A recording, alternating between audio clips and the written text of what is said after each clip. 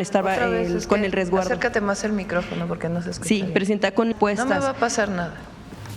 No me va a pasar nada. Bien, Presidenta. Y tomamos una decisión de estar cerca de la gente. Y si hay situaciones de riesgo, una alerta que tiene CNI que dice, la presidenta puede estar en riesgo en un lugar. ¿Qué dijo? Ahora sí que no escuché lo que dijiste, Reina.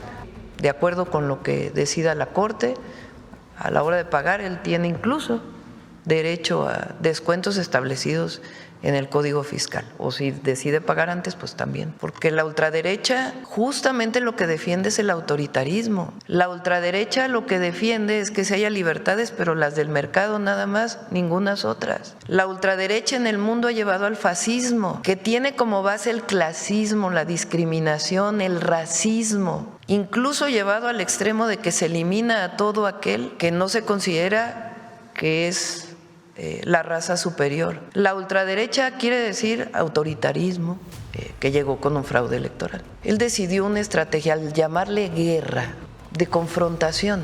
La guerra es confrontación, con armas. Y él mismo hablaba de que no importaba que hubiera víctimas colaterales. ¿Qué quiere decir víctimas colaterales? Civiles, personas, niños, niñas, jóvenes. Ya los oí que están. Para todos los que nos ven a distancia, sí pasa aquí en la mañanera. Cuando se dice algo que parece algo como difícil, se oye el tss, ¿cierto? A ver, para que no digan, vamos a darle la palabra aquí a Dalila. Gracias, adelante. Justo estábamos esperando también al fiscal general Alejandro Gertz Manero. ¿Cuál sería la razón por la que no vino? Hoy no vino, pero en las siguientes podrá venir. Bueno, es que justo queríamos preguntarle sobre esta situación, sobre el tema de los detalles de una investigación en torno a una falla que registró una aplicación SAT-ID que habría dejado en vulneración a millones de contribuyentes que tienen ahí su información, en cuanto a información fiscal en específico, y que, bueno, se demostró que incluso podía vulnerarse, suplantarse la identidad de algunas de las personas que están ahí registradas. Queríamos preguntar sobre el asunto o tal vez usted sepa sobre el asunto de si sigue operando esta aplicación, si también existiera pues este dictamen informático de la Fiscalía en el que hablaba precisamente de que esta aplicación carecía de medidas de seguridad y bueno, pues también si se investigara a los responsables del diseño de esta aplicación que se dio con la gestión todavía de la hoy secretaria de Anticorrupción, Raquel Buenrostro. ¿Tiene información al respecto? No tengo en particular, pero le pedimos a… ¿Ustedes tienen alguna información sobre esta aplicación? Le pedimos al fiscal y a la secretaria Raquel que en todo caso informe. Sí, que saber también si desde la Secretaría se va a investigar a los funcionarios que pudieron estar involucrados y determinar si en efecto esta aplicación… Lo preparamos y lo presentamos. Gracias, Presidenta. Sobre el Plan Michoacán que presentó apenas el domingo, hablaba usted, son varios puntos, hablaba usted de una inversión mixta, ya también escuchábamos al secretario Ebrard hablar de temas de caminos y carreteras en específico, pero quisiera preguntarle de dónde vendrían estos recursos en la parte privada y en la parte también pues pública. Sabemos que tiene que ver también con cuestiones aparte de programas sociales y etcétera, de infraestructura. Quisiera saber de qué sectores serán estas inversiones y de qué empresas pudieran ser y en específico hacia qué. Hay varias obras de concesiones que venían desde antes que se están ampliando con grupos empresariales que tenían una concesión pues que existía incluso desde antes de que llegara el presidente López Obrador, particularmente la carretera que va hacia la costa. Esa es una concesión, creo que se llama Siglo XXI, y se está ampliando. Ya venía ese proyecto de antes y nosotros pues estamos pues revisando, o más bien supervisando la obra, porque esa obra ya está. Hay otra obra. Ahora hay una que le llaman, que es de, si mal no me acuerdo, de Zamora, Uruapan, que ese es el planteamiento de que se haga a través de inversión mixta, que es una obra muy importante que se ha pedido mucho y que sirve para la agroexportación. Ahí lo que se hace normalmente son inversiones que tienen un nombre especial, se llama CMRO, con la que, por ejemplo, se hizo la carretera que acabamos de inaugurar en Nayarit, Son esquemas mixtos de inversión público-privada, no con las APPs que se hacían antes, sino un esquema completamente distinto, donde el Estado no pierde la concesión, pero hay inversión privada. Entonces, esta carretera se abriría un concurso y pues se pondría para poder realizar esta carretera con otras carreteras. Y estamos viendo un esquema con Secretaría de Hacienda, de hecho hoy tengo reunión todo el día prácticamente con la Secretaría de Hacienda, para distintos esquemas de financiamiento para repavimentación, pavimentación, nuevas carreteras, y estamos definiendo una reorientación del presupuesto nuevamente de mayor austeridad republicana para poder destinar recursos a caminos y particularmente a todo el Plan Michoacán. Por ejemplo, estamos planteando para los jóvenes de Michoacán que estudian en las universidades públicas una beca especial de apoyo al transporte, porque ellos se quejan mucho de lo que destinan al transporte, que se llama Gertrudis Bocanegra. Entonces, esta beca pues también tenemos que, no se trata o sea, se trata de que los propios recursos fiscales puedan ser reorientados para poder cumplir con el Plan Michoacán. Y sí es factible, no lo presentamos así como ideas, a ver si se hacen, cómo se hacen y a ver cómo le vamos a hacer. Se reunieron durante 3 días con distintos sectores y nos vamos a seguir reuniendo porque he escuchado que dicen no me tomaron en cuenta. No, a todos se les va a tomar en cuenta, vamos a seguir trabajando con la sociedad michoacana y distintos sectores, desde jóvenes, iglesias, empresarios, pueblos indígenas, a todos se les va a seguir escuchando. Y tuvimos una reunión con Hacienda para, de manera muy responsable, ver de dónde podrían salir los recursos para ser reorientados para Michoacán. Y eso no quita todos los apoyos que tienen todos los estados, no le estamos quitando ninguna obra pública a ningún estado. ¿Todavía están haciendo entonces la revisión de dónde se pueden jalar estos recursos con Hacienda? No solo para Michoacán, sino en general.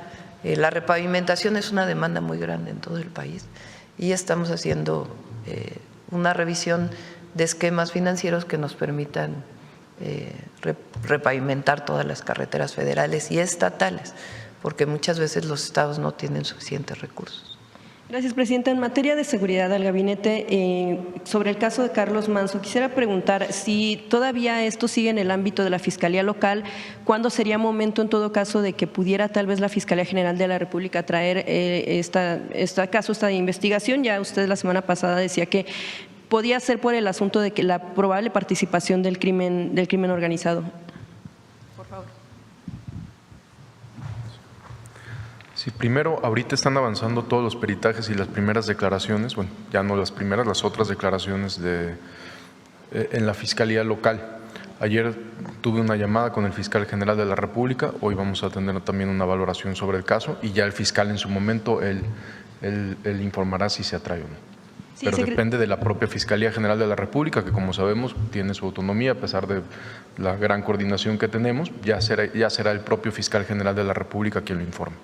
De la información que le han compartido de la Fiscalía, porque sabemos que ustedes están atentos al caso, sí. Saber si tienen conocimiento de que este caso también pudiera ser investigado por un asunto de crimen político. Incluso familiares han señalado que, y el propio alcalde, algunos meses antes de ser asesinado había hablado pues en varias ocasiones que tuvo disputas con algunos exalcaldes, algún exgobernador ahí.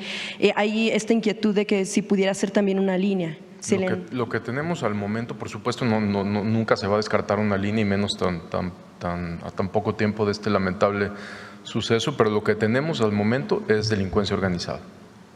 Entonces no todavía es momento de que la Fiscalía… El Fiscal General de la República lo informará. Lo importante es que la investigación no inicia hasta que se lo lleva a la Fiscalía General de la República. La investigación inicia como inició desde el primer momento.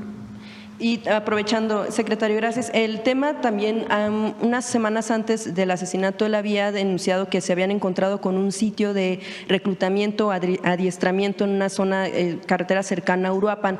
Se le informó a usted, se está investigando, incluso se hablaba de que estaban involucradas algunas personas extranjeras en delitos en este tipo de sitios, como recordemos, bueno, ya se había dado en Teuchitlán, ¿no? De este caso específico que mencionó el presidente municipal tendríamos que revisarlo, pero hay constantes patrullajes por parte del ejército en la zona.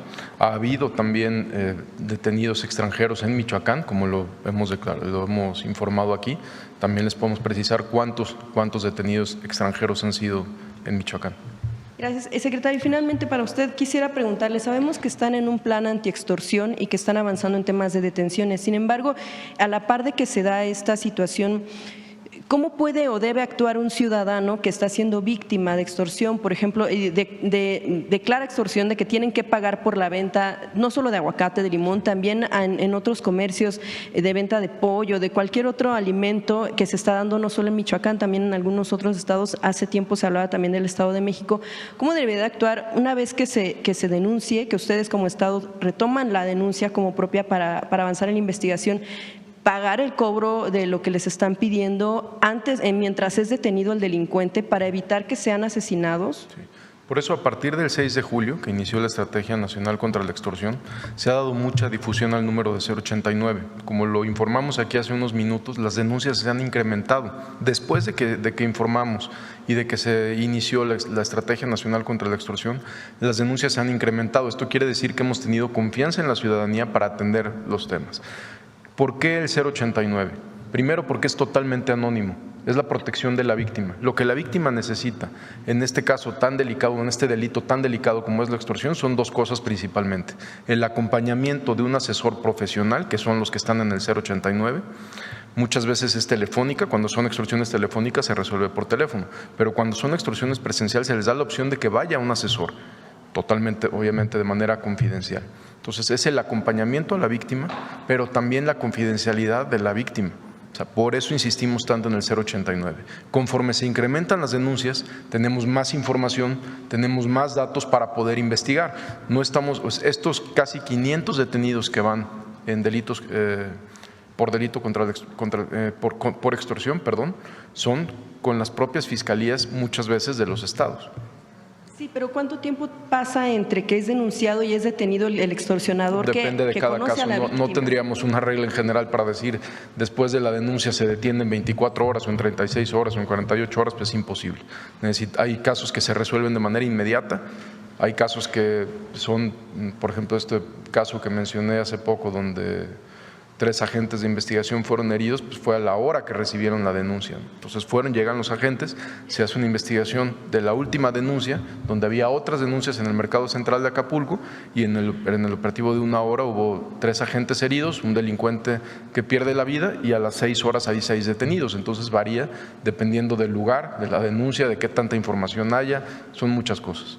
Gracias, secretario. Gracias. Si pudiera preguntarle, presidenta, si me permite, también al secretario de la Defensa, ¿cómo será el despliegue de los elementos en Michoacán? Si va a haber como rotación, se hablaba de un señalamiento en torno a cómo evitar que se dispersen las actividades o los delincuentes hacia otros estados porque Michoacán estará blindado.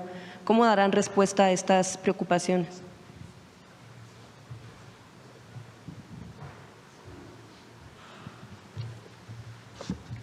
Se va a implementar un plan contención, que es la finalidad de establecer una coordinación permanente con los mandos territoriales aledaños al estado de Michoacán.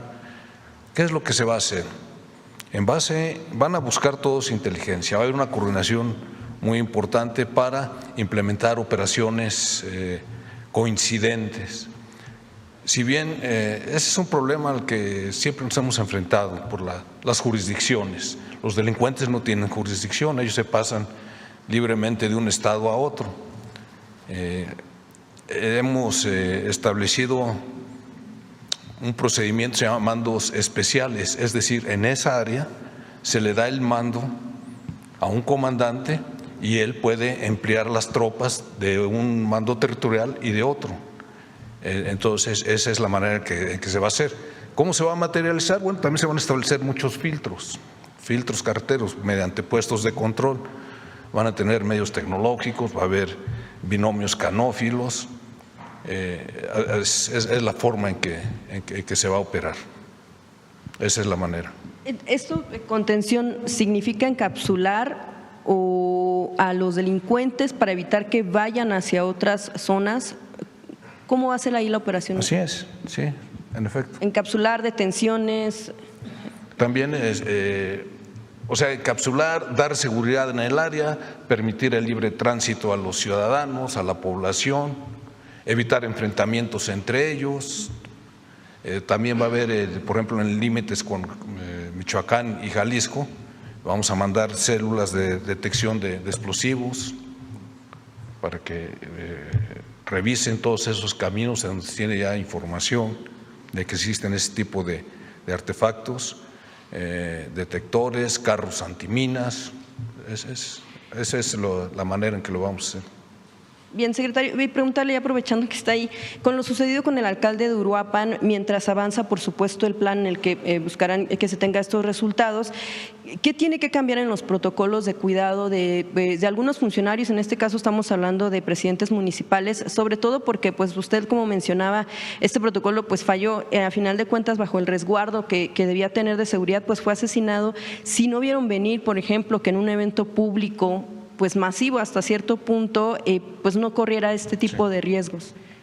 Bien, el protocolo no falló, falló el protocolo de nosotros, hablo de la Guardia Nacional. ¿Qué es lo que vamos a hacer? Tratar de concientizar más a la persona que se les va a resguardar para que se apegue o coopere para la implementación de este tipo de protocolos. Si desde un principio él tal vez hubiera aceptado que fuera el personal de la Guardia Nacional, quienes tienen cursos de protección a funcionarios y tienen otro tipo de preparación, se hubiera incrementado su nivel de seguridad. Eso es lo que se va a hacer. ¿Hasta dónde llegó su responsabilidad en ese acto? La Fiscalía General del Estado tiene el asunto, está haciendo la investigación, ellos determinarán. General, ya nada más para finalizar, se cumplen 6 meses del asesinato de 2 niñas en Sinaloa, sí. Que las familias anuncian que pues fue a manos del ejército, no fue en un fuego cruzado ni en un enfrentamiento directo. ¿Qué información se está investigando a los elementos que participaron en este hecho en el caso de Lady y Alexa? Sí. Se abrieron carpetas de investigación con la Fiscalía General de la República de inmediato y también con la Fiscalía General de Justicia Militar. En el caso de la Fiscalía General de Justicia Militar, el juez dictó prisión. Se encuentran en la prisión de Mazatlán los 6 elementos que están involucrados, y la Fiscalía General de la República pues lleva el seguimiento por el tema del homicidio, en donde se vieron afectados las 2 niñas. Esa es la situación. Gracias, general. Finalmente, presidenta, sobre este asunto, bueno, ya que está presente el Gabinete de Seguridad, que es un tema pendiente con la agresión que apenas padeció en las calles de la Ciudad de México, preguntarles al gabinete si qué pasa con el tema de la estrategia de protección a la presidenta. Sabemos que hay un grupo de cercanía, pero también con pues a lo mejor de cuestión de perímetro, ese tipo de cuestiones. ¿Qué papel juegan también los elementos en este caso, pues que puedan estar con el resguardo? Acércate más el micrófono porque no se escucha. Sí, bien. presidenta, con lo último que padeció apenas en calles de la Ciudad de México, esta agresión, si no se escuchaba, preguntarle al gabinete de seguridad qué papel juegan elementos, tal vez del Ejército, tal vez de la Secretaría de Seguridad, para el resguardo de la propia Presidenta de la República. El equipo que va conmigo no son del Gabinete de Seguridad, es un equipo de ayudantía.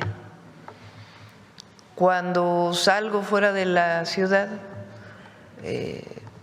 voy en un vehículo que tampoco es del Gabinete de Seguridad, sino del equipo de la Presidencia, y a veces va un vehículo de la Guardia Nacional a distancia cuidándonos. Ese es el protocolo que seguimos.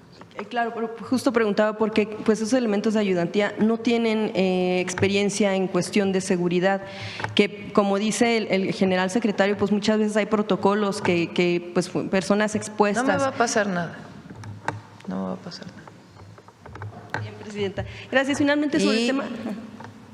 Tomamos una decisión de estar cerca de la gente. Y si hay situaciones de riesgo, una alerta que tiene CNI que dice la presidenta puede estar en riesgo en un lugar. Bueno, pues entonces nos protegemos un poco más. Eso es lo que Sí, aceptaría seguimos. las recomendaciones, por supuesto, en caso. Siempre acepto las recomendaciones del secretario de Seguridad, del secretario de la Defensa, del secretario de la Marina. A veces ellos me piden que tenga más seguridad, pero no consideramos que sea necesario. Ahora, si hay una alerta que ellos por inteligencia tienen alguna preocupación, pues evidentemente me la dicen y buscamos mayor protección o no ir a ese lugar, ir a otro lugar. Sí, si estoy pendiente, no es no hay responsabilidad en esto, estoy pendiente y ellos si hay algo me informan y tomamos decisiones para evitar pues algún problema. Pero no, hasta ahora no ha habido. Qué bueno. Gracias, Presidenta. Y sobre el tema de la relación México-Perú, ¿cómo queda después de que pues es declarada persona non grata con toda esta Y no situación? va a haber nada, porque ya los oí que están. Ese es, para todos los que nos ven a distancia, sí pasa aquí en la mañanera. Cuando se dice algo que de mi parte o de alguno de los compañeros o compañeras que pregunta y parece algo como difícil, se oye el ¿cierto? ¿No? Adelante. Sobre el tema, perdón, de la relación México-Perú, después de que se le declarara persona non grata como al expresidente Andrés Manuel López Obrador, ¿hasta dónde se rompen solo relaciones diplomáticas? ¿Cómo queda la situación entre ambos países? Hasta ahora no se han roto las relaciones consulares, sino solo las diplomáticas. Y con gusto la Cancillería puede dar más información. Y no es que se hayan roto, ellos decidieron romperlas, ¿no? Sí, o sea, no es que ambos decidimos. Bueno, vamos ya a cerrar. Presidenta, buenos días. Vicente Serrano, conductor de Sin Censura TV. En estos pasados días, el cínico de Felipe Calderón, ahorita que veía la gráfica que nos mostraba, defendía en un foro empresarial en Argentina su guerra contra el narco y básicamente pide el regreso de la guerra contra el narco porque dice que funcionó a pesar de los sabotajes de gobiernos locales y dice que al final de su sexenio todo se echó a perder porque no se siguió esa guerra contra el narco. Lo menciono porque algunos de aquellos que callaron, cómplices desde los medios de comunicación con aquel pacto de silencio que firmaron en tiempos de García Luna y Felipe Calderón, hoy hablan del horror de que haya sido un adolescente el que asesinó a Carlos Manso, el presidente municipal de Uruapan. Yo creo que les falla la memoria porque en tiempos de Calderón, en la guerra contra el narco, se hablaba, de acuerdo a lo que me documenta el maestro Francisco Cruz, autor de Tierra Narca, que ya lo había publicado precisamente el papel del crimen organizado, reclutando a niños como sicarios, que había por lo menos 30,000 niños en las filas del crimen organizado, que en el 2010 se hablaba de la posibilidad de que fueran reclutados 250,000 menores de edad. Para aquellos que dicen que hace mucho tiempo lo de la guerra contra el narcotráfico y que critican incluso lo que dice usted aquí en la mañanera y las declaraciones que hizo Alfredo Ramírez Bedoya, también el gobernador de Michoacán, señalando a dos responsables de lo que pasa en Michoacán, Felipe Calderón y Enrique Peña Nieto. Le planteo esto porque ahora esos que callaron se dicen sorprendidos o dolidos porque haya sido un menor de edad el gatillero. ¿De qué tamaño es el reto, comparándolo con la guerra contra el narco de Felipe Calderón, Presidenta, esta posibilidad de reclutamiento de menores de edad? ¿Qué tanto se ha avanzado con esto que también le critican mucho, que es, desde tiempos del presidente Andrés Manuel López Obrador, la atención a las causas, desde una, por cierto, deshonestidad intelectual de algunos que publican en medios de circulación nacional como Enrique Krause, que habla que se abandonó a las víctimas, que se abandonó lo que le corresponde al gobierno, que es proteger la vida de los mexicanos y mexicanas, pero nada menciona precisamente de lo que ocurría desde la guerra contra el narcotráfico de Felipe Calderón, presidenta. El periodo de Felipe Calderón se caracterizó, entre otras muchas cosas, en lo que él llamó la guerra contra el narco, en dos características. Una, primero sacó al ejército a combatir al narco sin un marco jurídico. Y eso generó muchos problemas. Pero él defendía, porque solamente hay que escuchar porque finalmente él es quien define la política. Y no lo digo por el ejército, porque es de lo mejor que tiene México, la Marina y el ejército. Lo vimos en las lluvias, lo veo todos los días. Yo estoy agradecidísima por el trabajo del ejército, de la defensa y de la Marina, de la Guardia Nacional. Y realmente el pueblo de México quiere mucho estas instituciones, sino más bien la concepción desde quien fue presidente, por cierto, que llegó con un fraude electoral. Entonces, no es un asunto del ejército, sino de quien entonces jugaba el papel de comandante supremo de las Fuerzas Armadas. Él decidió una estrategia al llamarle guerra, de confrontación. La guerra es confrontación, con armas. Y él mismo hablaba de que no importaba que hubiera víctimas colaterales. ¿Qué quiere decir víctimas colaterales? Civiles, personas, niños, niñas, jóvenes, que en un enfrentamiento podían ser alcanzados por una bala y no importaba, de acuerdo con el entonces presidente, porque era parte de la guerra. ¿Quién declara una guerra en su propio país? Eso no quiere decir que no actuemos nosotros frente a los grupos delictivos, porque también han querido poner eso. Pero él decidió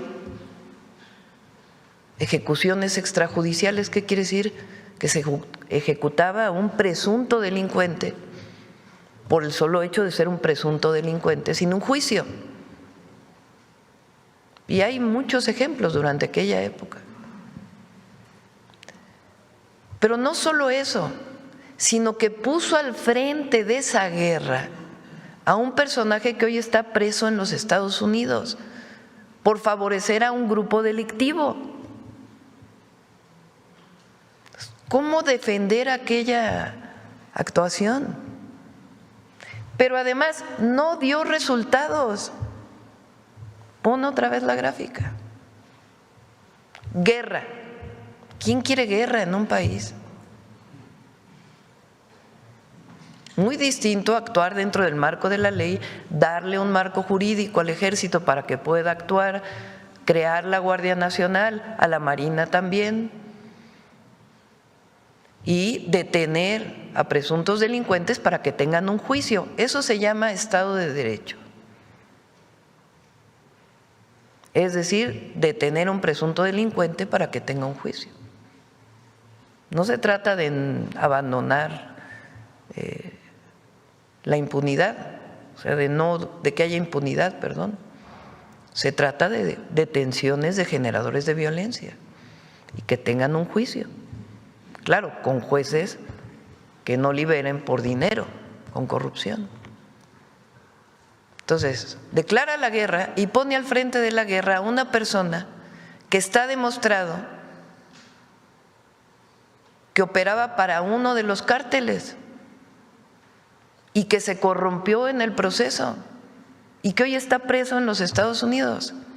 Pero además aumentaron los homicidios dolosos en 148%.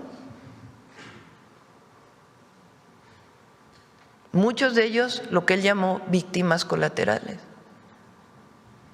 Peña hizo lo mismo, no cambió prácticamente nada.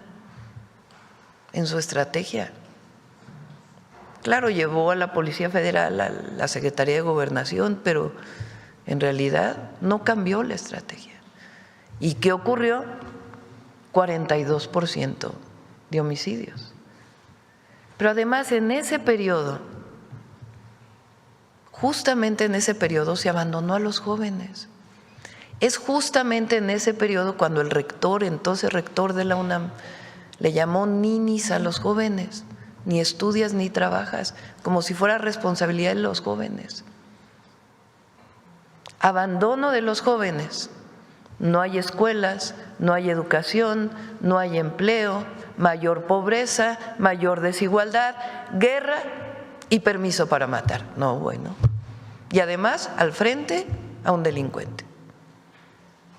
Eso es lo que ocurrió durante 12 años en nuestro país. Y asócienle la corrupción de los gobiernos. Entonces, ¿cambió la estrategia? Sí, cambió la estrategia. Cuando llega el presidente López Obrador dice, no, a ver, todo dentro del marco legal. Vamos a darle a la Secretaría de la Defensa un marco legal para que actúe, a Marina también. Vamos a crear la Guardia Nacional, una institución pública encargada de la seguridad de las mexicanas y los mexicanos. Y vamos a destinar recursos a los jóvenes. Se crearon las universidades Benito Juárez, el programa Jóvenes Construyendo el Futuro, se dio atención a los más necesitados, a los pobres, y salen 13.5 millones de mexicanos de la pobreza. Cuando nosotros llegamos, yo decidí fortalecer la estrategia de seguridad con un área especial de inteligencia e investigación que nos dio resultados en la Ciudad de México.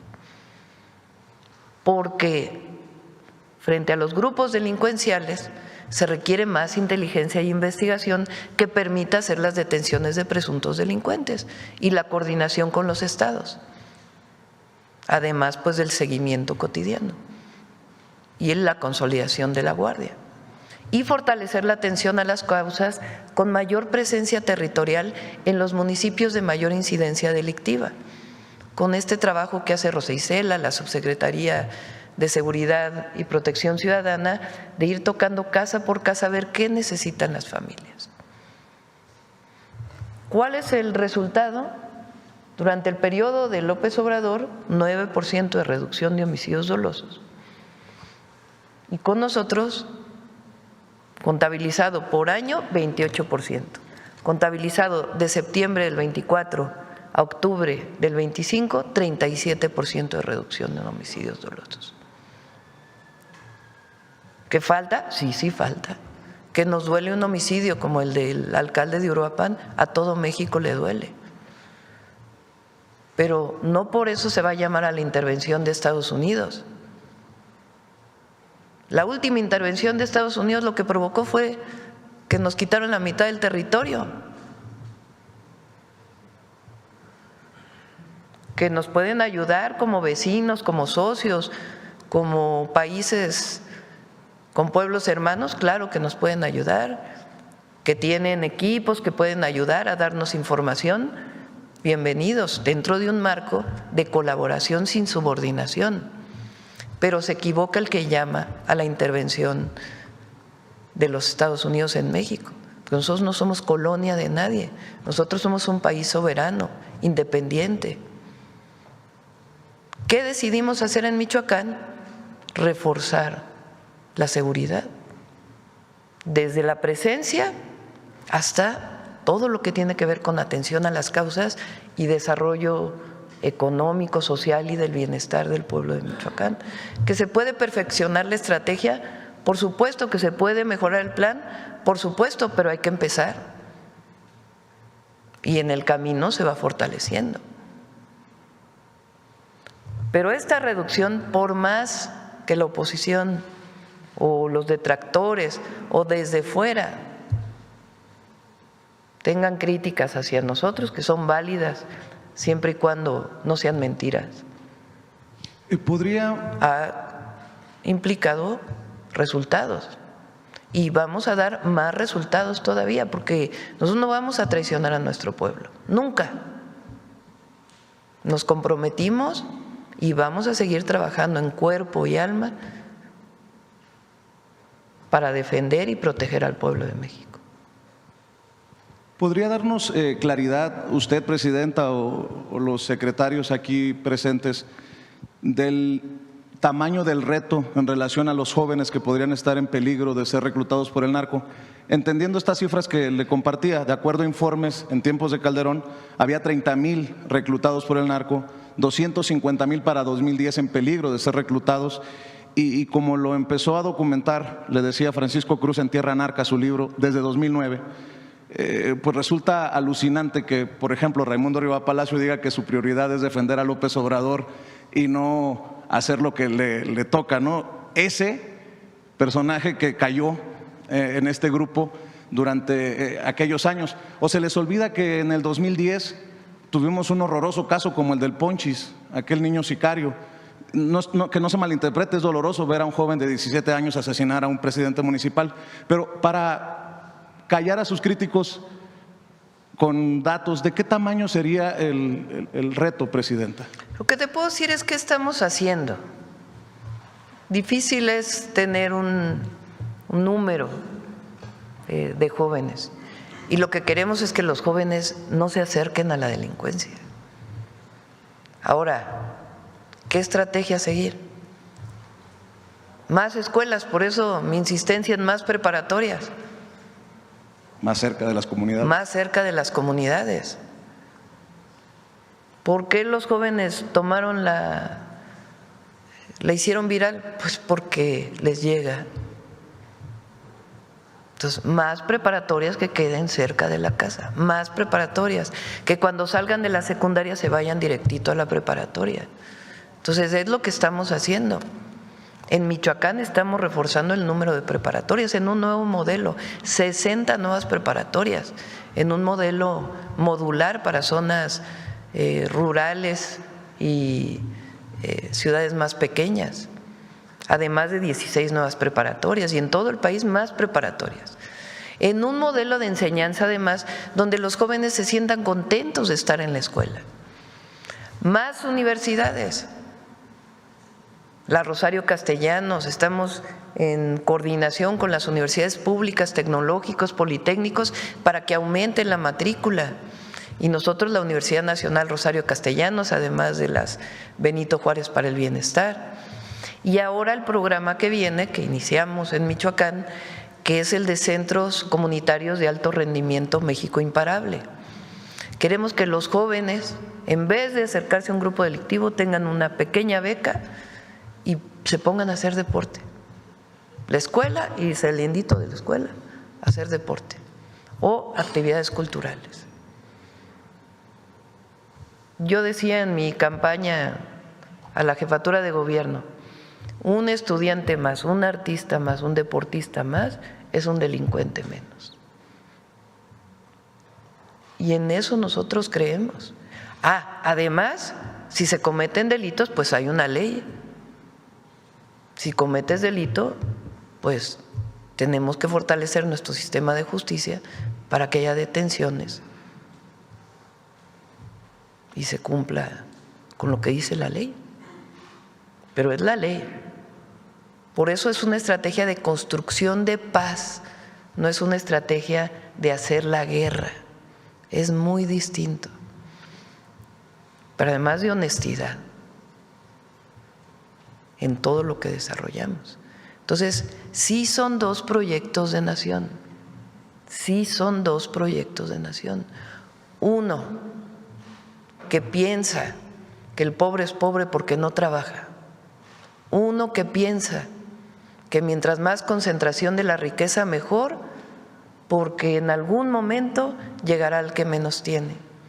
Uno que piensa que los jóvenes deben pagar por su educación porque si no, no la valoran. Uno que piensa que hay Estado de Derecho a veces y a veces no cuando le toca a ellos. Uno que piensa que es mejor una intervención de Estados Unidos en México para poder resolver el problema de la inseguridad y entregar el país al extranjero.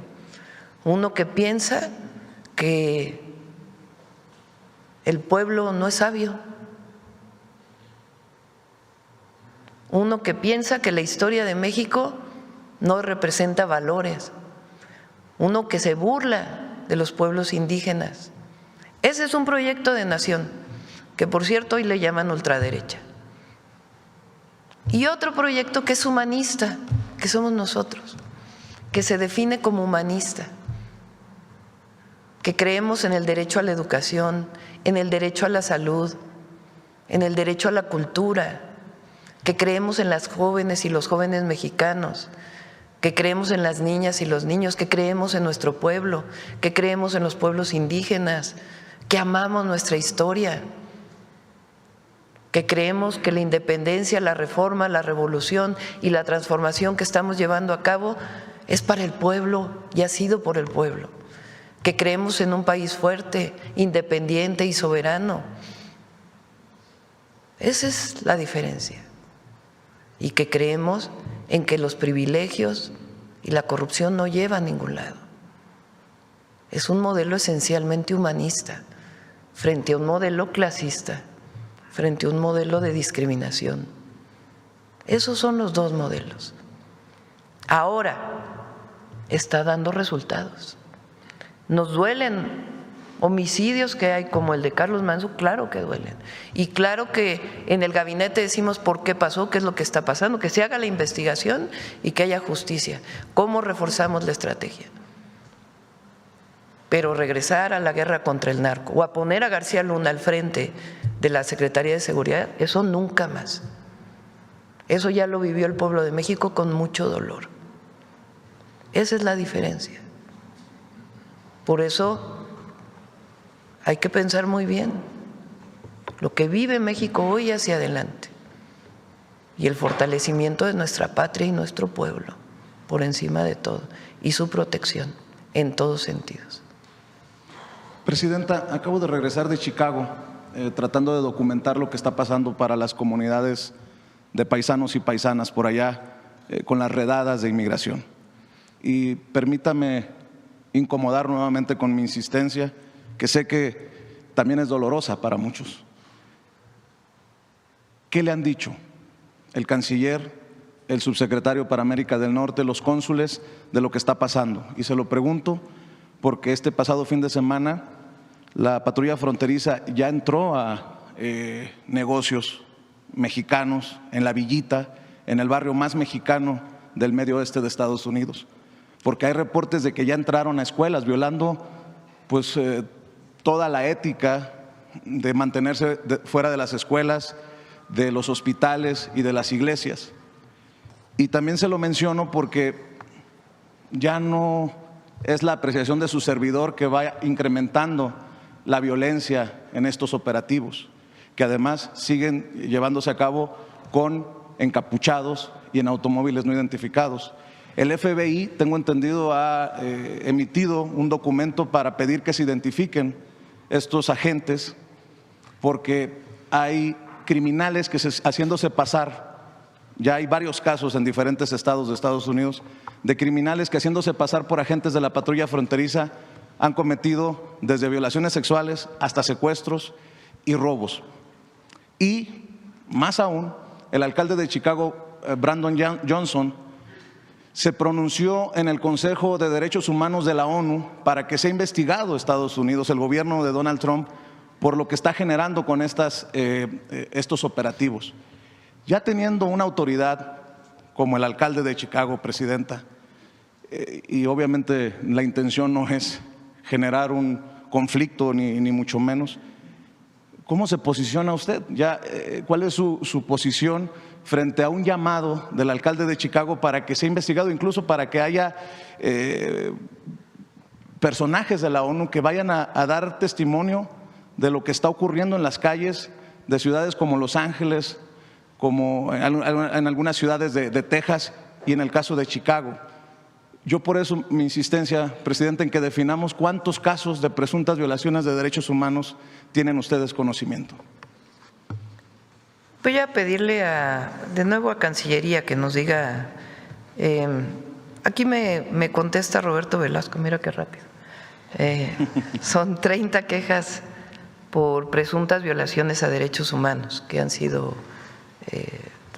presentadas. ¿Qué hacemos nosotros? Como lo he dicho, con los consulados apoyamos y se apoya económicamente para que se contraten abogados para que las víctimas puedan presentar su denuncia y llevar los juicios en Estados Unidos. Nosotros no estamos de acuerdo con el trato de las y los mexicanos como criminales. Si alguien cometió un delito, tiene que llevar su proceso en Estados Unidos. Pero las y los mexicanos, y se lo he dicho al presidente Trump, lo he dicho públicamente, se lo dije al secretario del Departamento de Estado, fortalecen la economía de Estados Unidos, allá. Se estima que son 40 millones de mexicanas y mexicanos en Estados Unidos, de los cuales el 90% tiene papeles o más del último censo que se hizo. Y los otros llevan más de 5 o 6 años en Estados Unidos. Ya es muy pocas las mexicanas y mexicanos que cruzan la frontera o que cruzaron durante el sexenio de López Obrador. Tienen mucho más tiempo y sostienen la economía de Estados Unidos. Sostienen el campo, sostienen la construcción, sostienen los servicios. Y además de que no estamos de acuerdo con la discriminación y el trato que viola los derechos humanos, que presuntamente viola los derechos humanos, tienen que ser reconocidos por su trabajo, por lo que han dado por México, por supuesto, pero también por los Estados Unidos. Esa va a ser siempre nuestra posición. Y nosotros actuamos también en un marco pensando en ellos, actuamos pensando en ellos. A México siempre buscamos una buena relación con el gobierno de Estados Unidos, pensando también en los 40 millones de mexicanos que están allá y en los 130 millones de mexicanos que están aquí. Siempre vamos a buscar el diálogo, la coordinación, y cuando no estemos de acuerdo también lo vamos a decir, pero buscando siempre un diálogo responsable, vamos a decirlo así. Y ahí donde no estamos de acuerdo, lo señalamos, y ahí donde hay que proteger a nuestros paisanos, siempre lo vamos a hacer. ¿Y qué piensa de este llamado del alcalde afroamericano de Chicago, que por cierto hay que reconocerle que ha defendido incluso hasta en el lenguaje que usan algunos colegas de ilegales, y dicen no son ilegales, son indocumentados? Creo que ha hecho un sobresaliente trabajo en ese sentido. Pues agradecemos la defensa siempre de nuestros paisanos allá por autoridades estadounidenses. Ahora, no quisiera yo meterme más en la política de Estados Unidos. Entre otras razones, claro que, repito, donde hay que defender y decir las cosas claras, sin medias tintas. Pero nosotros tenemos que ser muy responsables por el bien de nuestro pueblo, de la nación y de los 40 millones de mexicanos allá. ¿Hay un impacto ya de estas políticas, para cerrar, Presidenta, antiinmigrantes, antimexicanas de Donald Trump? Tengo entendido que ha habido una disminución de las remesas. ¿Podría compartir? Sí, a ver si tenemos la gráfica, no sé la última si está. Las remesas crecieron mucho en el 2024, 2023 y 2024, entre otras cosas porque nuestros paisanos apoyaban al gobierno de México, la gran mayoría, y estaban de acuerdo en seguir enviando a sus familias y seguir apoyando a México de esa manera. Ahora estamos como a nivel del 2022 en remesas, también para que se tome la dimensión. Y sí, entre otras razones, pues tiene que ver esta situación que están viviendo nuestros paisanos allá. Y por eso también lo que hemos hecho de Finabien, para que haya facilidad para que puedan enviar sus remesas en el marco de la ley de los Estados Unidos y en el marco de nuestras leyes. Pero siempre vamos a buscar un diálogo y una coordinación sin subordinación. Espero que nos pueda compartir esas cifras. Muchas gracias, vamos a ver presidenta. si no la Buenos días. Sí.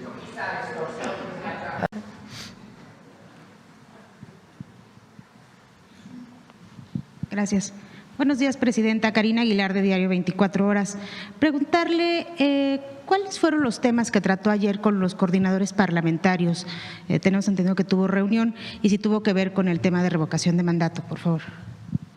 La revocación de mandato, la propuesta de que más bien, porque hay que poner todo en claridad. ¿Quién propone la revocación de mandato? Porque ahora es como si alguien estuviera proponiendo que se hiciera una revocación de mandato. La revocación de mandato la propuso el presidente López Obrador y la llevó a la Constitución. ¿Con qué argumento? Que los gobiernos no podemos ser una carga para nuestro pueblo y que el presidente tiene que ponerse a revisión del pueblo a la mitad de su mandato. Esa fue una propuesta de López Obrador que llevó a la Constitución. Él la siguió desde que fue jefe de gobierno. Se hacía revocación de mandato cada 2 años en un esquema telefónico. La gente decidía si querían que siguiera gobernando o no. Entonces, para que quede muy claro, no es que ahora alguien está pidiendo la revocación de mandato. Eso ya está en la Constitución. Los diputados, algunos diputados plantearon una iniciativa de ley para que no se hiciera en el 2028, es decir, 4 años después, sino en el 2027, que es algo que, digamos, hay que analizar, no aprobar así rápido al vapor, pero es una buena propuesta. ¿Por qué lo digo? Pues porque se hace al mismo tiempo que la otra elección y no se tienen que destinar recursos al siguiente año para particularmente la revocación de mandato, como fue en el caso del presidente López Obrador. Ya nada más eso es un argumento suficiente para que se pudiera llevar en el 2027. Sin embargo, es algo que hay que poner a discusión, o sea, que hay que abrirlo, que sea parte de la discusión y no necesariamente aprobarlo. Esa propuesta fue propuesta de diputados. Entonces, lo que planteamos pues es que si no se puede aprobar en este periodo, que se revise, que se vea y en todo caso se podría aprobar en el siguiente periodo. Pero tiene que quedarle muy claro al pueblo de México, la revocación de mandato existe gracias al presidente López Obrador, que la lleva a la Constitución. Lo que está a discusión es cuándo se llevaría a cabo. Si el 27 o el 28, como le tocó a él, que fue en el 22, cuando se hizo la revocación de mandato. Entonces, pues hay que ponerlo a discusión, eso es todo. No es que ahora alguien está pidiendo vamos a hacer la revocación de mandato. ¿Trataron algún otro tema? Sí, los temas que todavía están pendientes en ambas cámaras. Hay varias leyes que están en el Senado y en la de diputados. En el Senado, la de diputados también lo discutió y en el Senado se está discutiendo las penas por extorsión de la ley contra la extorsión y están en ese debate en este momento. Y hay algunas otras leyes que están pendientes y algunas que, por ejemplo, la ley de protección animal y algunas otras que están proponiendo los propios diputados que pues, nos plantearon que estaban sobre la mesa, esencialmente. También preguntar, presidenta, ¿cuál sería el nivel de responsabilidad que pueden tener los escoltas de Carlos Manzo luego de que el gobernador informara que pues uno de ellos fue quien mató también a quien disparó a Carlos Manzo, al joven? Los policías municipales que eran del primer círculo de seguridad del alcalde van a volver a declarar. En efecto, esa declaración que usted dice la hizo uno de sus escoltas desde el inicio, que él dispara al agresor del presidente municipal. Sin embargo, los peritajes continúan para ver el arma que mata al agresor. Se sigue verificando el arma que también dispara en contra del presidente municipal. Entonces las investigaciones continúan y son a cargo de la Fiscalía General de Justicia del Estado y lo van a informar más adelante. ¿Están detenidos? No están detenidos, pero están localizados y están yendo a declarar cada que se les llama. Gracias. También sobre los temas que presentó ayer del Mundial, ¿cuál sería en materia de movilidad el dispositivo que van a tener para albergar a estos 5.5 millones de visitantes, de turistas? Principalmente, por ejemplo, vemos saturadas las salas del aeropuerto, pero también la llegada de transporte. ¿Van a permitir ya el acceso a los vehículos de aplicación? Son 2 aeropuertos, en el caso de la Ciudad de México, que digamos son oficiales para el Mundial. Son el Internacional de la Ciudad de México Benito Juárez, en el que estamos haciendo una intervención a través de la Secretaría de Marina de más de 8,000 millones de pesos.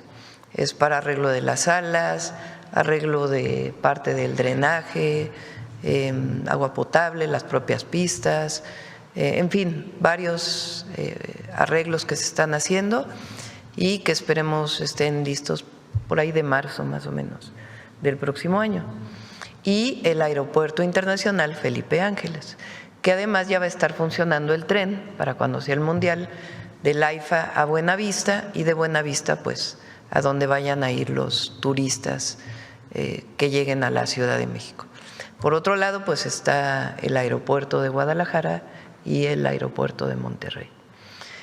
En el caso del Aeropuerto Internacional de la Ciudad de México Benito Juárez, hay un acuerdo con los taxistas del aeropuerto y también con las aplicaciones telefónicas. Cada uno tiene que tener su lugar y se está trabajando junto con Comunicaciones y Transportes. No es tan sencillo decir que entren o que no entren, sino en coordinación y comunicación con los que prestan el servicio y con los usuarios también. Y lo importante pues es que esté iluminado, que las personas de manera segura puedan tomar un taxi, puedan tomar el Metrobús, puedan tomar el tren, puedan tomar un Uber, un Didi, uno de estos de aplicaciones telefónicas en los espacios que estén determinados para cada uno de ellos.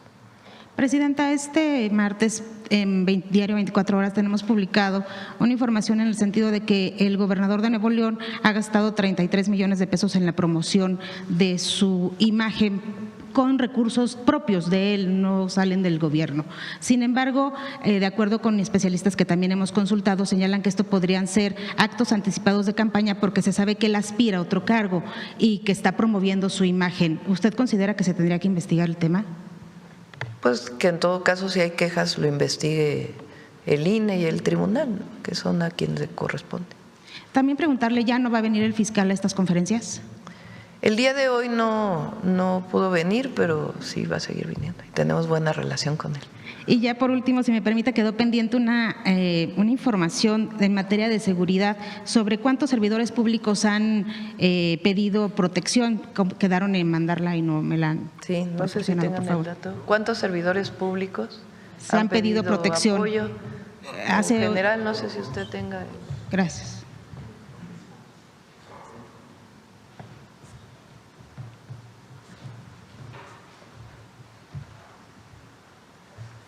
Hasta el momento, personal de la Guardia Nacional ha desplegado 70 escoltas, hasta el momento. No se han recibido en los últimos días solicitudes y demás, pero estamos atentos.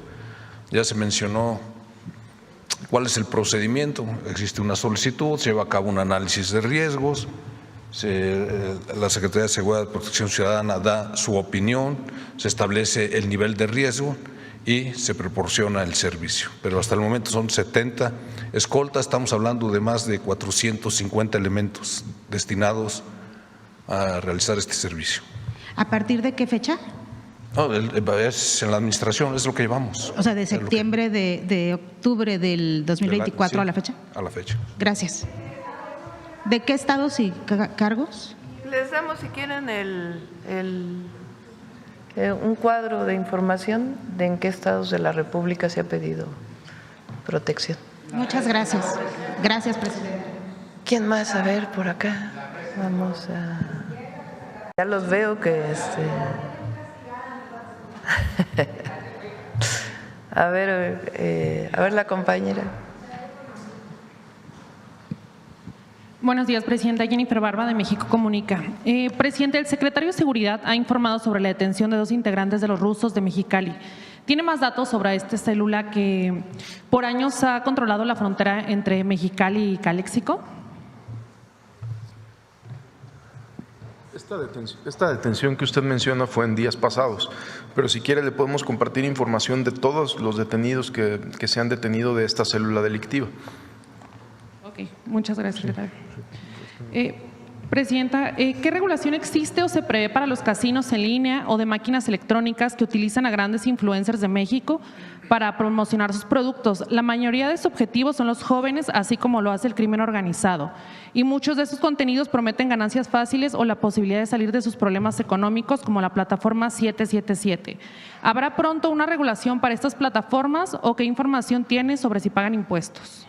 Se están revisando todos los casinos desde la perspectiva de seguridad y también de cumplimiento de la norma, y la secretaria tiene la idea también de poder actualizar la ley de casinos, porque ahora en efecto hay mucha apuesta en línea que en su momento cuando se hizo la ley pues no existía. Entonces sí se están revisando los casinos desde la perspectiva de la Secretaría de Hacienda, Comisión Bancaria de Valores, WIF, etcétera, etcétera, desde la perspectiva de seguridad y también desde la perspectiva de que cumplan lo que dice la ley ahora y la actualización de la ley, que es importante.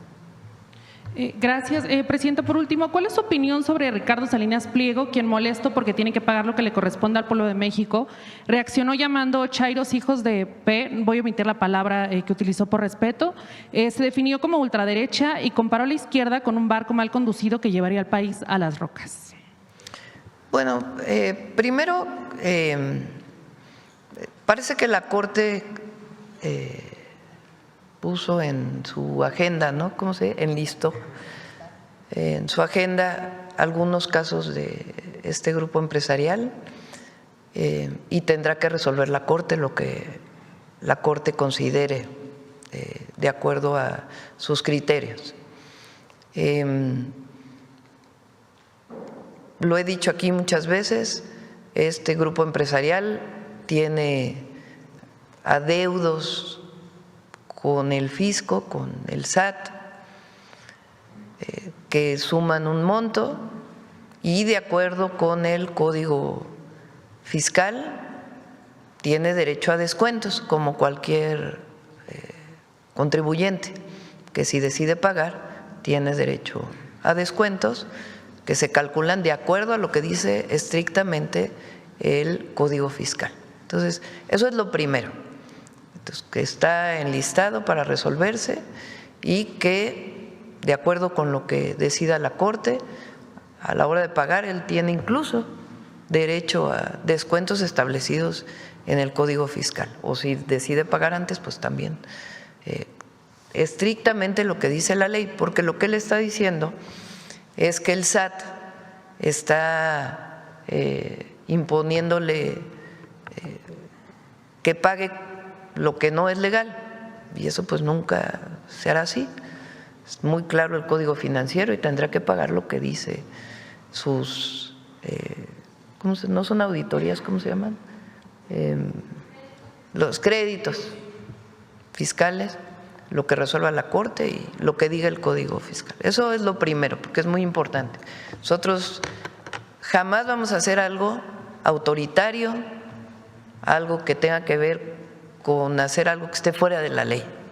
Nunca. No haríamos nada de eso. Entonces, eso es lo primero que tiene que quedar muy claro. Lo segundo tiene que ver con lo que él ahora políticamente enarbola. A lo mejor lo hace porque no quiere pagar los impuestos, no lo sé. Pero ahora él está enarbolando una posición política. Y sí vamos a platicar aquí en la mañanera qué quiere decir ser de ultraderecha. ¿Qué es la ultraderecha? Quizá no ahorita, pero sí lo vamos a tocar aquí. ¿Qué quiere decir ser de ultraderecha? Porque la ultraderecha justamente lo que defiende es el autoritarismo. La ultraderecha lo que defiende es que se haya libertades, pero las del mercado nada más, ningunas otras. La ultraderecha en el mundo ha llevado al fascismo, que tiene como base el clasismo, la discriminación, el racismo, incluso llevado al extremo de que se elimina a todo aquel que no se considera que es la raza superior. Eso es la ultraderecha. La ultraderecha quiere decir autoritarismo. La ultraderecha no tiene nada que ver con las libertades, no tiene nada que ver con la democracia. Pero además en nuestro país, históricamente, la disputa entre liberales y conservadores la ganaron los liberales. La ganó Benito Juárez y los liberales mexicanos. La Revolución Mexicana la ganó el pueblo. Y la Constitución de 1917 estableció claramente una visión liberal, pero liberal no del liberalismo que ahora defiende, sino liberal en el sentido del contra el conservadurismo. En México se separó la Iglesia del Estado después de una revolución y se constituyó una primera constitución, la de 1857, de principios de democracia y de libertades. En México, desde que se luchó por la independencia, no solamente Hidalgo y Morelos enarbolaron la independencia, sino también la justicia. En México, desde la independencia, el pueblo nunca quiso un emperador, defendió la democracia y por eso Iturbide duró tan poco y llegó el primer presidente Guadalupe Victoria. Y a todos los intelectuales, a todos los que escriben, es muy importante que se diga qué es eso de la ultraderecha. Es un tema político, de discusión, que no tiene nada que ver con el humanismo, que no tiene nada que ver con el pueblo ni con nuestra historia. Entonces, sí vamos a traer aquí ese debate. Entonces, que debe impuestos, que pague. Y lo que dice la ley que tiene que pagar, punto. Lleva demasiados años porque esto viene desde el 2008, con amparos y amparos y amparos y amparos y amparos y amparos. Entonces, eso tiene que ver con la Corte y la decisión de la Corte y lo que dice la ley. Lo otro ya es el debate político que ha puesto sobre la mesa. Y eso sí es muy importante, que sobre todo las y los jóvenes conozcan qué quiere decir eso. Y la historia del conservadurismo en nuestro país y el triunfo de los liberales mexicanos, para bien de la patria. Entonces, sí vamos a ir tocando esos temas porque es muy importante. Y también que no haya esta manipulación de que de muchas cosas que ya iremos tocando poco a poco. A nombre de las instituciones que conforman el Gabinete de Seguridad, Secretaría de la Defensa Nacional, Secretaría de Marina, Secretaría de Gobernación, Fiscalía General de la República, Secretaría de Seguridad y Protección Ciudadana, Guardia Nacional y el Centro Nacional de Inteligencia, informaré primero los resultados obtenidos en el pasado mes de octubre. En este periodo, en el mes, fueron detenidas más de 2.300 personas por delitos de alto impacto. Se aseguraron más de 13 toneladas de droga y casi 1.700 armas de fuego. Se desmantelaron 47 laboratorios y áreas de concentración para la producción de metanfetaminas. Asimismo, en 13 meses de la presente administración, del 1 de octubre del 2024 a la fecha, tenemos los siguientes avances. Han sido detenidas 37,000 personas por delitos de alto impacto. Se han asegurado casi 300 toneladas de droga, incluyendo más de 4 millones de pastillas de fentanilo, además de 18,981 armas de fuego. El Ejército y la Marina desmantelaron 1.614 laboratorios para la producción de metanfetaminas, lo que representa una afectación económica de cientos de millones de pesos para la delincuencia organizada. También son millones de dosis de droga que no llegarán a las calles y no afectarán la salud y desarrollo de miles de jóvenes. Estas detenciones, aseguramientos, incremento de operaciones directas con las entidades federativas, sumado a los otros ejes de la Estrategia Nacional de Seguridad, como atención a las causas, como lo acaba de mencionar la Secretaria de Gobernación, han tenido un impacto directo en la disminución de la incidencia delictiva, que se ve reflejado en la reducción de 37% en el promedio diario de homicidios dolosos, de septiembre del 2024 a octubre del 2025. Mencionaré algunas acciones relevantes de las últimas semanas. En Tijuana, Baja California, durante un cateo fueron detenidas 2 personas, entre ellas Saúl N., alias SS, líder de una célula delictiva y responsable del trasiego de fentanilo y metanfetamina hacia los Estados Unidos. En un tramo carretero de Durango, elementos de la Agencia de Investigación Criminal de la Fiscalía General de la República, en coordinación con el Gabinete de Seguridad, detuvieron a una persona y aseguraron un tractocamión que transportaba más de 13 toneladas y 13.400 litros de sustancias y precursores químicos utilizados para la elaboración de drogas sintéticas como la metanfetamina. En Tepozotlán, Estado de México, fue detenido Yair Francisco N., alias H4, miembro del cártel de los Beltrán Leiva, también con orden de aprehensión con fines de extradición a los Estados Unidos, por delitos de narcotráfico, asociación delictuosa contra la salud, uso de armas de fuego exclusivo de las Fuerzas Armadas y operaciones con recursos de procedencia ilícita. En Chilpancingo, Guerrero, en una operación encabezada por la Fiscalía General de Justicia del Estado, en coordinación con el Gabinete de Seguridad, se cumplimentó una orden de aprehensión en contra de Alejandro N., autor material del homicidio del párroco Bertoldo Pantaleón Estrada, ocurrido en el municipio de Eduardo Neri, logrando que este lamentable crimen no quedara impune. También en Guerrero, elementos de la Secretaría de Seguridad que daban seguimiento a un delito tan delicado como es la extorsión y atendían diversas denuncias ciudadanas en el mercado central de Acapulco, fueron agredidos por sujetos armados, donde 3 agentes de investigación de esta secretaría resultaron lesionados y uno de los agresores perdió la vida. En seguimiento a este hecho, se realizaron operativos coordinados por el Gabinete de Seguridad y las autoridades de los estados de Guerrero y Morelos, lo que permitió la detención de 6 personas. Entre los detenidos se encuentra Antonio N., autor intelectual del ataque y líder de la célula criminal. En una operación marítima en las costas de Michoacán, la Secretaría de Marina aseguró 2.5 toneladas de cocaína. Con este evento suman ya 51 toneladas de esta droga aseguradas en el mar en la presente administración. En Michoacán también se cumplimentó una orden de aprehensión en contra de Heriberto N., integrante de la célula delictiva La Huacana, dedicada al secuestro y delincuencia organizada. En operativos realizados en Nayarit, se aseguraron 705 artefactos explosivos improvisados y más de 21,000 cartuchos, así como 500 cargadores. En Quintana Roo, como resultado de una investigación del Gabinete de Seguridad encabezados por el Centro Nacional de Inteligencia, en coordinación con el Instituto Nacional de Migración y el Gobierno del Estado de Quintana Roo, se detuvo a Micael Michailis, alias El Griego, buscado por Europol por delitos de tráfico de armas, droga y lavado de dinero. Este sujeto cuenta con ficha roja de Interpol y orden de arresto en Suecia al ser identificado como líder de un grupo nombrado Dalen. También fue detenido Tomás Alejandro N., investigado por operaciones con recursos de procedencia ilícita.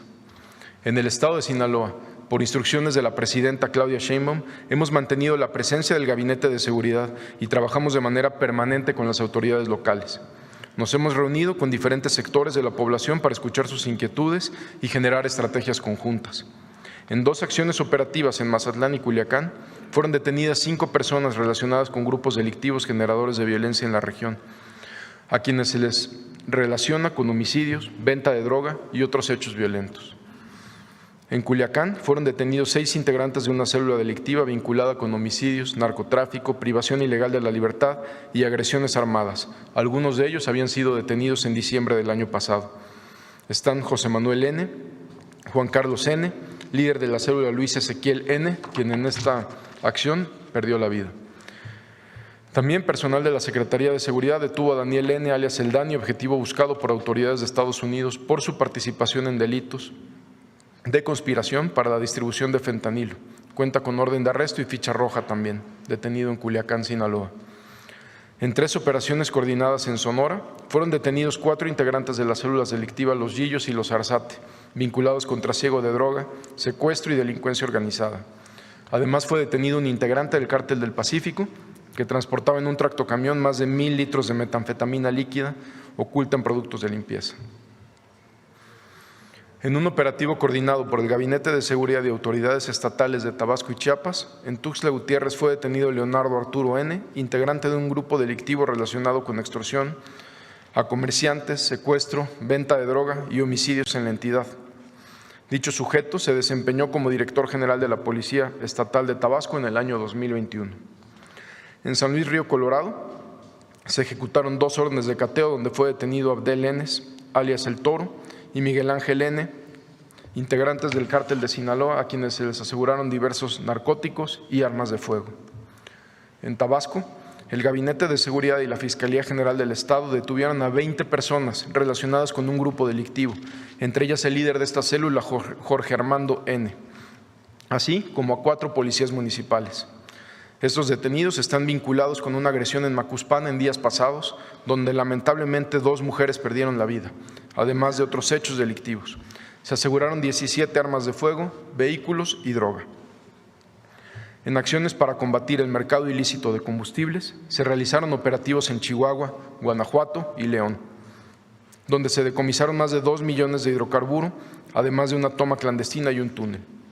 Se aseguraron 15 tanques y contenedores, 5 pipas y fueron detenidas 5 personas.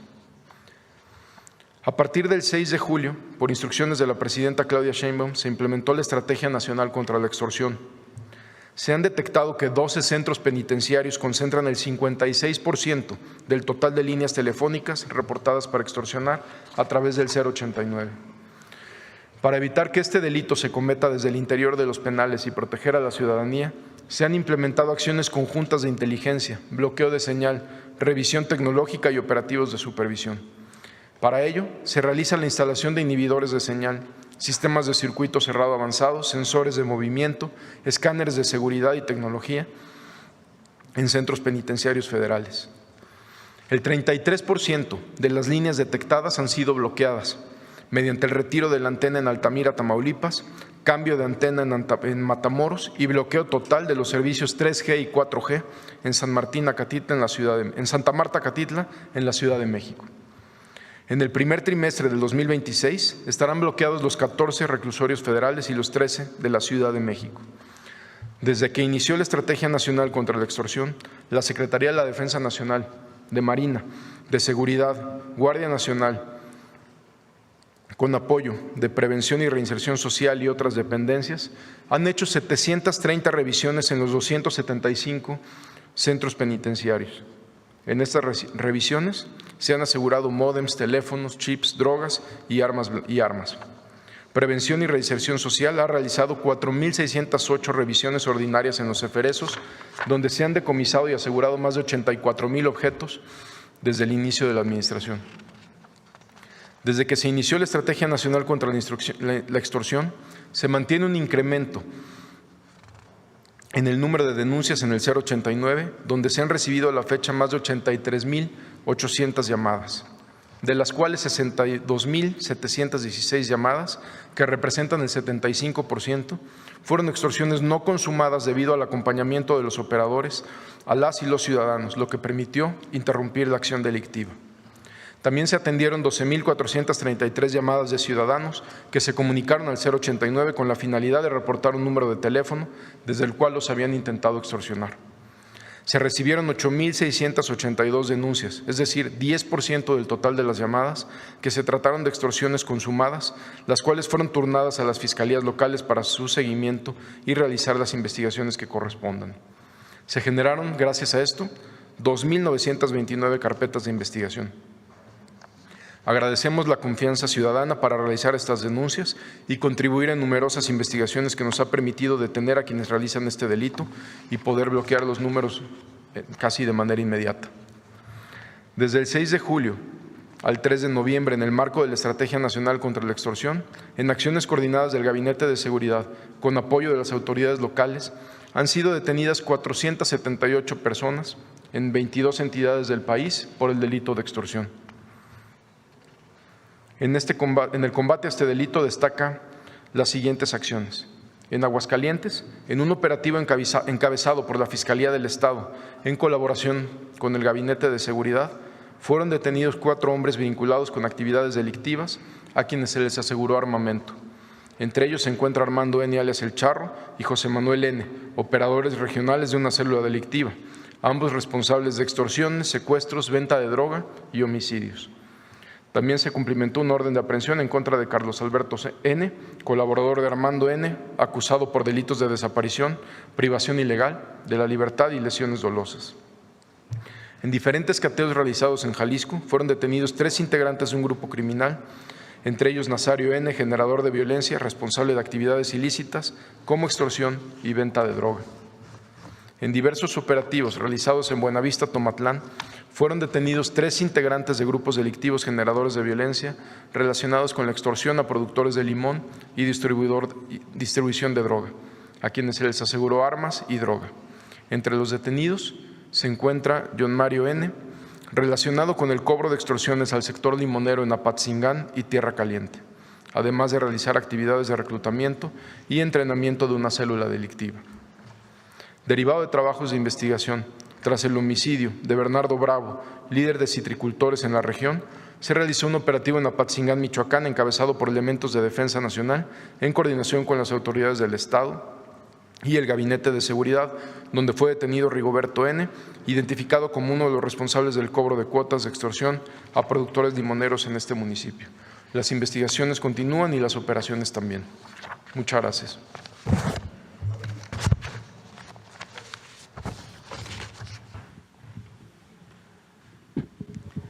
La primera, les voy a mostrar la gráfica del incremento en los homicidios y la reducción en los homicidios a partir de la llegada primero del presidente López Obrador y después de nosotros. Calderón, del 2006, último año de Fox, al 2012, último año de Calderón, los homicidios aumentaron en 148%, resultado de la llamada guerra contra el narco. Peña, del último año de Calderón al último año de Peña Nieto, aumento en los homicidios dolosos de 42%, que en realidad la estrategia fue prácticamente la misma.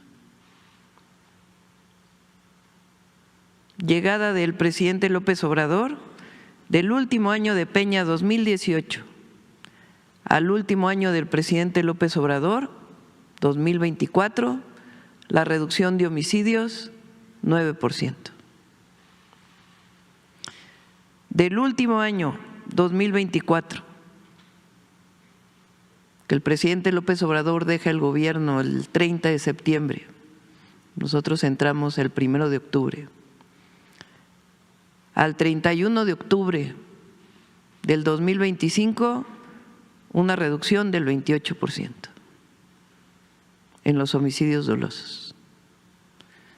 Ahora, si vemos el último año completo desde que entramos, desde septiembre del 2024 a octubre del 2025, el otro son años completos. En este caso es desde nuestra llegada, 1 de octubre a octubre del 2025, una reducción en homicidios dolosos del 37%.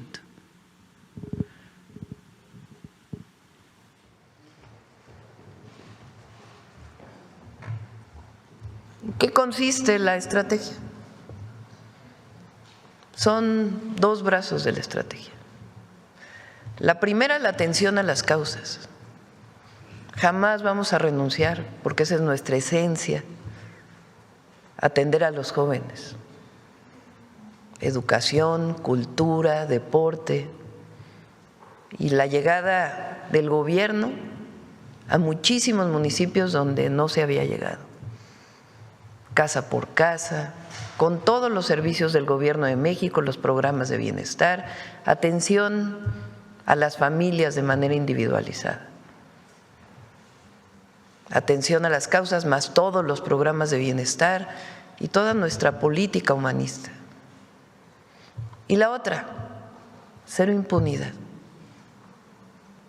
Son 37,000 generadores de violencia que han sido detenidos en estos 13 meses,